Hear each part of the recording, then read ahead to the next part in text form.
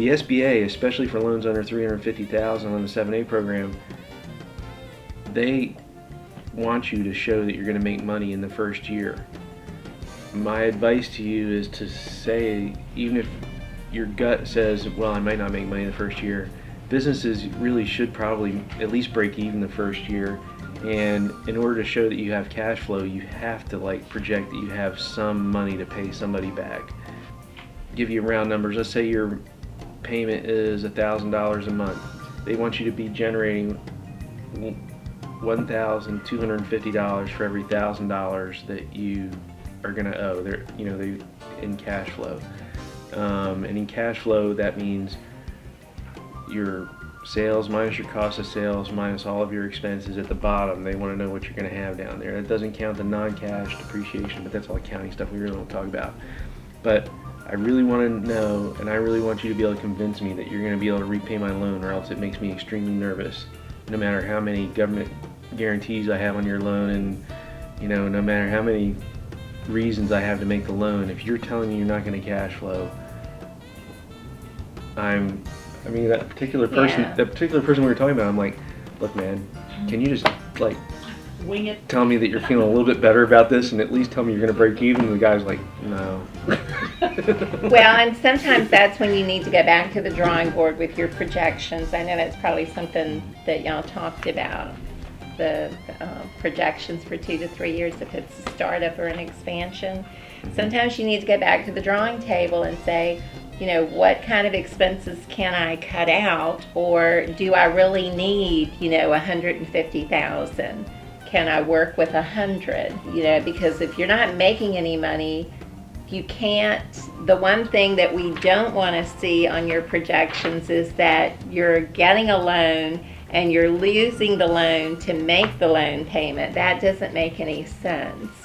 So just, go back to the drawing board. I know that Pat works with a wonderful person that helps with projections, but go back to the drawing board and see what you can cut out, or maybe you're asking for more than what you really need to start with.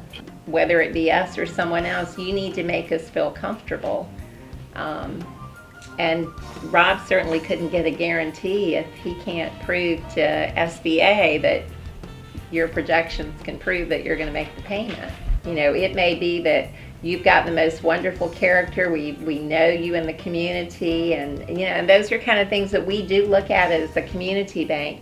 But he can't stand before the SBA board and say, this didn't work out because I thought, that their projections were off and they really were going to make some money. You really got to prove it to us with your projections. For instance on that is when I opened my bike shop in Farmville, I projected the first 5 years from the day I opened.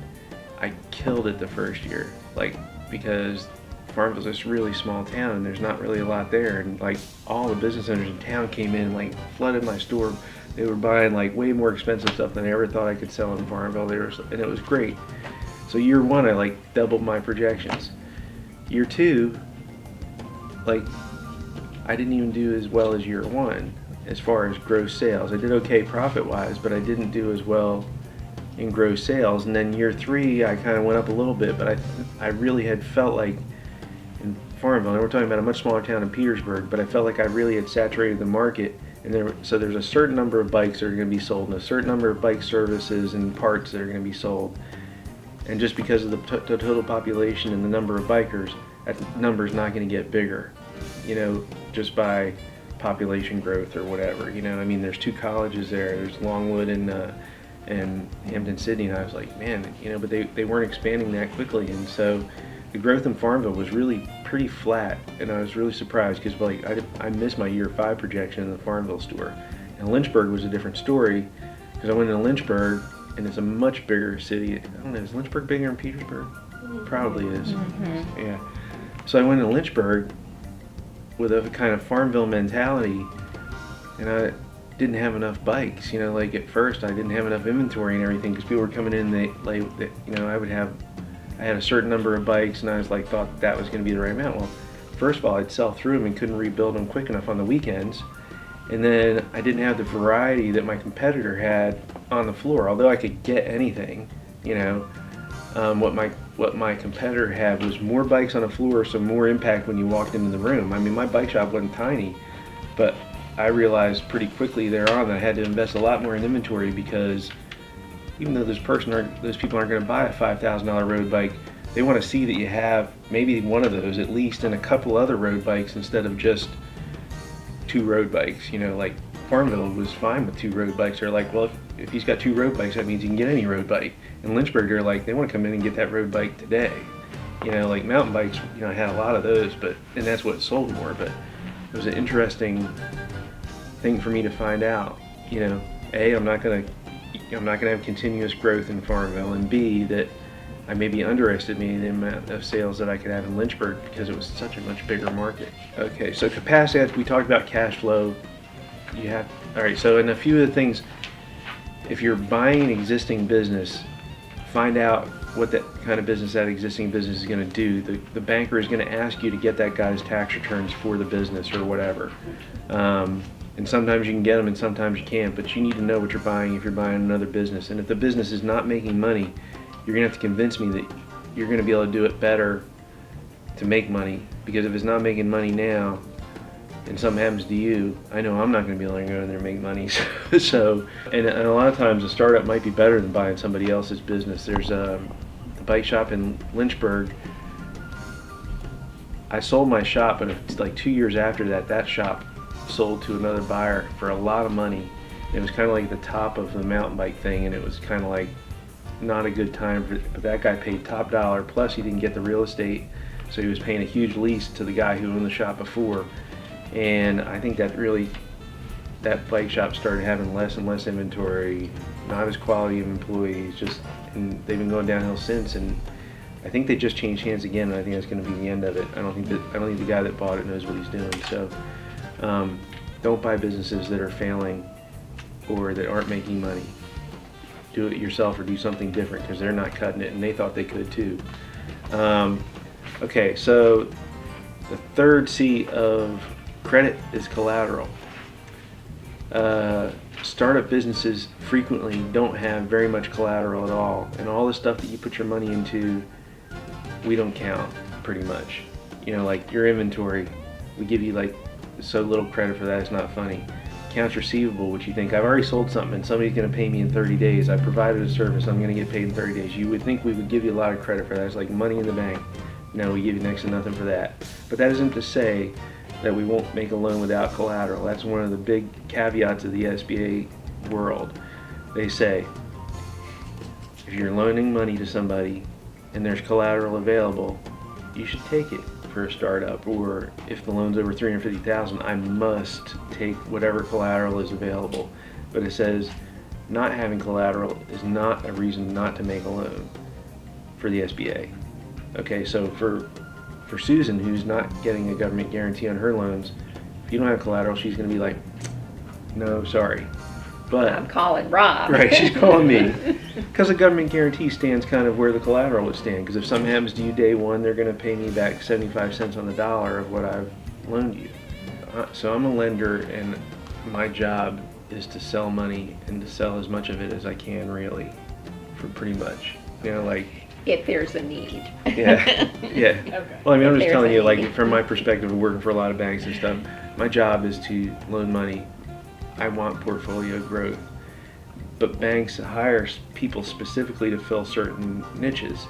And so the SBA kind of also, by the way they set up their rules, kind of dictates kind of what they're looking for. So under $150,000, the rules are pretty relaxed as far as compared to if I'm going to loan you $2 million.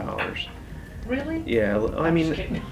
mean, not as far as like credit score and stuff, but I mean, it's a lot different. Right. There's not as many forms. There's not as many things. There's not as many rules. I don't have to. There's a lot of rules about collateral under 150,000 that are different as you go. And then there's a second cutoff at 350,000. Okay, so there are some programs that I'll talk about later they're really well suited through the Virginia Small Business Finance Authority, which is an SBA, which I probably don't know if I should talk about while I'm doing an SBA thing, but or a SBDC talk, but there's really not a low number, but a lot of times you're gonna give that to a junior banker and say, look into this. And that's going to be much more credit score driven.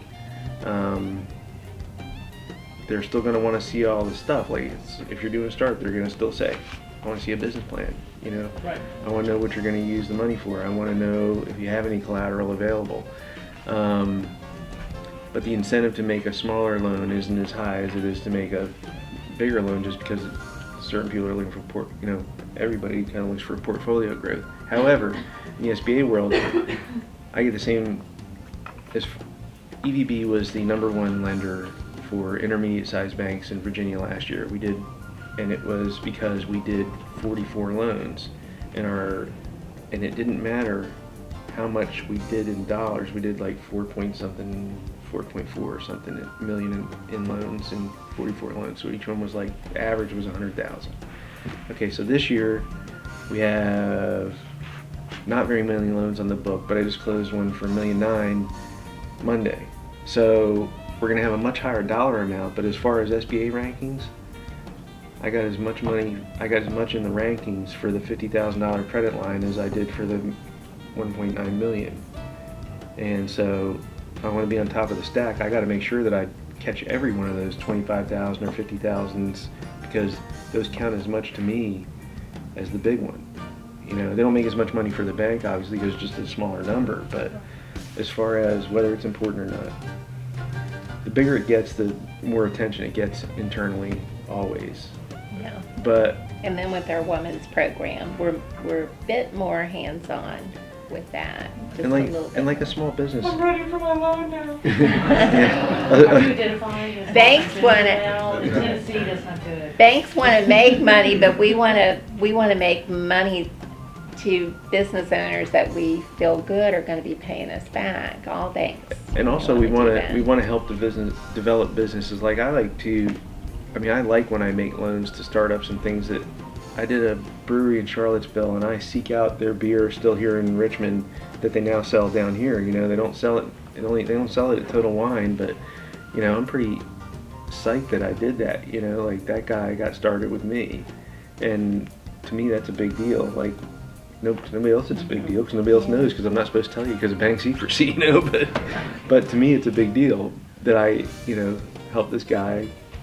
You know, when I met him, he had what's called a 3-barrel system, which is enough to do like a tap room, and now he's got like 24-barrel production facility, and he's shipping all over Virginia. Wow, that's big. Yeah. So that was kind of cool to, you know, help him start that. You know, like he had been in. He got his LLC put together in December, and I loaned him money in March. So it wasn't a straight startup.